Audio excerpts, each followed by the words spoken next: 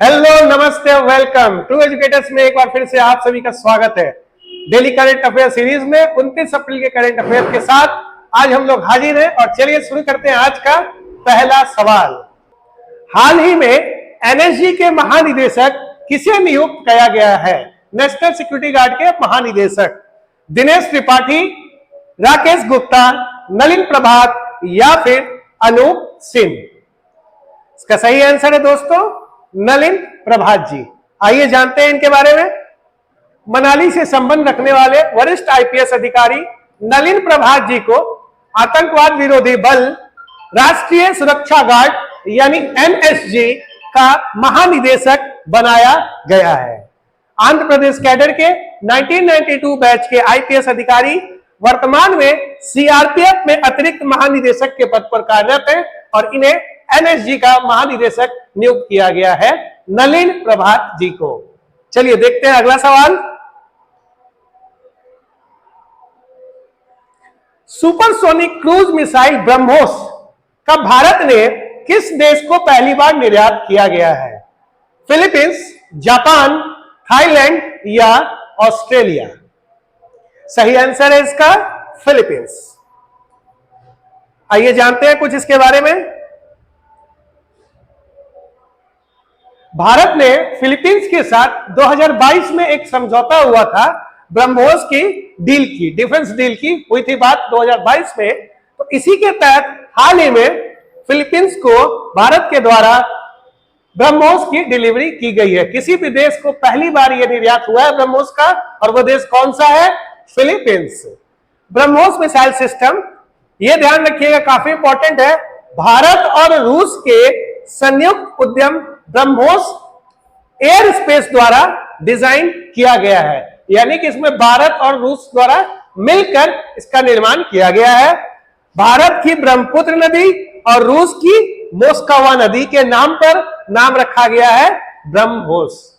ठीक है, चलिए बढ़ते हैं अगले सवाल की तरफ। हॉकी इंडिया द्वारा हाल ही में किस खिलाड़ी को असुंता लकड़ा पुरस्कार से सम्मानित किया गया है? मनप्रीत सिंह, दीपिका सोरेन, सुशीला चानू या सविता पुनिया? इसका सही आंसर है दीपिका सोरेन। जानते हैं कुछ इसके बारे में। फॉरवर्ड खिलाड़ी दीपिका सोरेन जी को हॉकी इंडिया के छठे वार्षिक पुरस्कार के दौरान प्रतिष्ठित हॉकी इंडिया असुंता लकड़ा पुरस्कार से सम्मानित किया गया है। यह जो असुंता लकड़ा पुरस्कार है, ये खेल में उभरते सितारे यानी जो emerging players of the year होते हैं उनको उनके उत्कृष्ट परफॉर्मेंस के आधार पर दिया जाता है असुंता लकड़ा पुरस्कार, जो इस बार दिया गया है दीपिका सोरेन जी को। चलिए अगले सवाल की तरफ बढ़ते हैं। बहुपक्षवाद एवं कूटनीति अंतर्राष्ट्रीय दिवस, international day of multilateralism and diplomacy, कब मनाया जाता है? 30 अप्रैल, 25 अप्रैल, 1 मई या फिर 24 अप्रैल? इसका सही आंसर है 24 अप्रैल। जानते हैं कुछ इसके बारे में। 12 दिसंबर 2018 को संयुक्त राष्ट्र महासभा ने एक रिजोल्यूशन अपनाया और उसके तहत 24 अप्रैल को बहुपक्षीयता और शांति के लिए कूटनीति के अंतर्राष्ट्रीय दिवस के रूप में घोषित किया। पहला अंतर्राष्ट्रीय बहुपक्षीयता दिवस कब मनाया गया था? 24 अप्रैल 2019 को। यह विश्व के जितने भी देश हैं उनके बीच व्यापार, पर्यावरण, आतंकवाद, इन जैसे विभिन्न मुद्दों पर तालमेल बनाने के लिए और एक साझा नीति तैयार करने के लिए बनाया गया एक दिवस है। तो ध्यान रखें 24 अप्रैल को यह मनाया जाता है और 2019 में पहली बार मनाया गया था। चलिए देखते हैं अगला सवाल। हाल ही में पाकिस्तान क्रिकेट बोर्ड के द्वारा नया कोच कौन नियुक्त किए गए हैं? किन्हें नया कोच बनाया गया? Jonty Rhodes, Gary Kirsten, Ricky Ponting या जस्टिन लैंगर? सही आंसर है गैरी कर्स्टन। और अगर आप क्रिकेट टीम के फैन हैं तो आपको यह पता होना चाहिए, ये कुछ वर्षों पहले भारतीय क्रिकेट टीम के कोच रह चुके हैं। और आइए जानते हैं इनके बारे में कुछ। गैरी कर्स्टन को वनडे और T20 ध्यान रखेंगे, दो फॉर्मेटों वनडे और T20 के लिए पाकिस्तान टीम का नया कोच नियुक्त किया गया है। गैरी कैस्टन वही हैं जिन्होंने 2011 में लगभग 28 सालों के बाद भारत को वर्ल्ड कप जिताया था। तो गैरी कैस्टन को पाकिस्तान में अपना कोच नियुक्त किया गया है। इसके अलावा ऑस्ट्रेलिया गेंदबाज जेसन गिलेस्पी को टेस्ट टीम के लिए हेड कोच बनाया गया है। यानी कि गैरी कैस्टन वनडे और T20 के लिए और टेस्ट टीम के लिए Jason Gillespie Pakistan cricket board के द्वारा कोच नियुक्त किए गए हैं। चलिए देखते हैं अगला सवाल। SCO के रक्षा मंत्रियों की बैठक किस देश में आयोजित की गई? SCO यानी संघाई कोऑपरेटिव ऑर्गेनाइजेशन, हाल ही में रक्षा मंत्रियों की बैठक हुई थी, किस देश में आयोजित किया गया?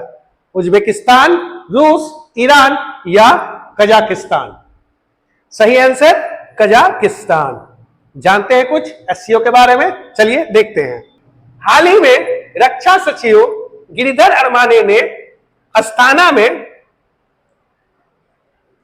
संघाई सहयोग संगठन के रक्षा मंत्रियों की बैठक में भाग लिया।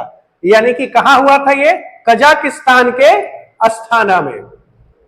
संघाई सहयोग संगठन एक स्थायी अंतर सरकारी अंतरराष्ट्रीय संगठन है जिसका गठन जून 2001 में संघाई में किया गया था और इसका मुख्यालय भी चीन के संघाई में है। वर्तमान में इसके 9 सदस्य हैं। जब यह शुरू में बना था तो इसके सदस्य केवल कजाकिस्तान, चीन, किर्गिस्तान, रूस और तजाकिस्तान थे। 2001 में उज्बेकिस्तान, भारत और पाकिस्तान 2017 में और आखिरी में 2023 में ईरान इसका सदस्य बना। तो कुल इसके 9 सदस्य हैं आज की डेट में। तो ध्यान रखिएगा, काफी इंपॉर्टेंट है। चलिए बढ़ते हैं अगले सवाल की तरफ। शिपिंग मंत्रालय द्वारा किस राज्य में अदानी समूह के बंदरगाह को भारत के पहले ट्रांसशिपमेंट पोर्ट के रूप में मंजूरी दी गई है? गुजरात, आंध्र प्रदेश, उड़ीसा या केरल? सही जवाब है केरल। आइए जानते हैं कुछ इसके बारे में।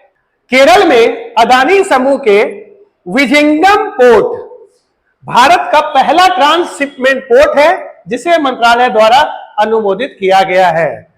देश का पहला पूर्ण विकसित गहरे पानी का ट्रांसशिपमेंट बंदरगाह है ये, जहां रास्ते में जो भी आने जाने वाले जहाज होते हैं उनके बीच माल को, यानी कि जो भी सामान होता है उसको अंतिम गंतव्य तक, जहां उनका फाइनल डेस्टिनेशन है, वहां तक ले जाने का यहां पर स्थानांतरण का, एक्सचेंज का काम किया जाता है। तो ध्यान रहे, केरल में अदानी समूह के विजिंगम पोर्ट को क्या किया गया है? पहला ट्रांसशिपमेंट पोर्ट के रूप में उसे अनुमोदित किया गया है। चलिए बढ़ते हैं अगले सवाल की तरफ। चिथिराई उत्सव किस राज्य में मनाया जाता है? केरल, असम, तमिलनाडु या मणिपुर? सही आंसर तमिलनाडु। बढ़ते हैं, देखिए जानते हैं क्या है ये चिथिराई उत्सव। हर साल अप्रैल के महीने में तमिलनाडु के मदुरई में मीनाक्षी मंदिर में शैववाद और वैष्णववाद की एकता के प्रतीक के रूप में मनाया जाता है चिथिराई उत्सव। यह भगवान सुंदरेश्वर यानी कि भगवान शिव और देवी मीनाक्षी यानी भगवान विष्णु जी की बहन की शादी विवाह उत्सव को फिर से प्रस्तुत करके किया जाता है। इस उत्सव में वैगई नदी में प्रवेश करने वाले भगवान विष्णु का कल्ला झागर अवतार का जुलूस शामिल है। यानी चिथिराई उत्सव तमिलनाडु के मदुरई में मनाया जाता है। देखते हैं अगला सवाल। तीरंदाजी विश्व कप 2024 किस देश में आयोजित हो रहा है? चीन, यूएई, जापान या स्पेन? इसका सही जवाब है दोस्तों चीन। आइए जानते हैं कुछ। भारतीय पुरुष रिकर्व टीम ने धीरज बोमदेवरा, तरुणदीप राय और प्रवीण जाधव ने संघाई में आयोजित ओलंपिक चैंपियनशिप में दक्षिण कोरिया को हराकर 14 सालों के बाद तीरंदाजी विश्व कप में ऐतिहासिक जीत हासिल की। और ये बहुत ही महत्वपूर्ण उपलब्धि इसलिए है क्योंकि दक्षिण कोरिया को इन्होंने हराया, जो सारे ही ओलंपिक में गोल्ड मेडल लाते हैं और सारा ही विश्व कप जीतते आए हुए हैं। उन्हें हराकर हमारे भारतीय टीम ने बहुत बड़ी उपलब्धि हासिल की।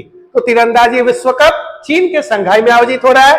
साथ ही महिला कंपाउंड वर्ग में भी ज्योति सुरेखा वेन्नम, परनीत कौर और अदिति गोस्वामी ने स्वर्ण पदक जीता है।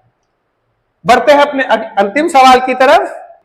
भारतीय वायुसेना ने बैलिस्टिक मिसाइल क्रिस्टल मेज 2 का सफल परीक्षण कहां किया है? तमिलनाडु, केरल, उड़ीसा या अंडमान निकोबार? सही आंसर अंडमान निकोबार। जानते हैं कुछ इसके बारे में, चलिए। भारत ने मध्यम दूरी तक मार करने वाले बैलिस्टिक मिसाइल के नए संस्करण का हाल ही में सफल परीक्षण किया। अंडमान निकोबार द्वीप समूह में भारतीय वायुसेना द्वारा परीक्षण किया गया मिसाइल क्रिस्टल मेज 2 एयर लॉन्च बैलिस्टिक मिसाइल है, जिसे रॉक्स के नाम से भी जाना जाता है। तो ये थे दोस्तों आज के हमारे महत्वपूर्ण 10 सवाल।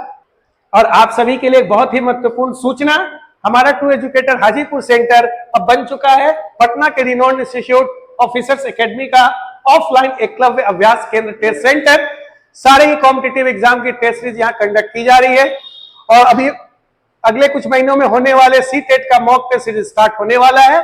तो आप जल्दी हमारे ऑफलाइन सेंटर आके हमसे जुड़े और सभी प्रतियोगिता परीक्षाओं की तैयारी में एक स्पीड बढ़ाते हुए एक गति प्रदान करें। वीडियो अगर आपको पसंद आई हो तो लाइक, कमेंट, सब्सक्राइब जरूर करें। Thank you, take care.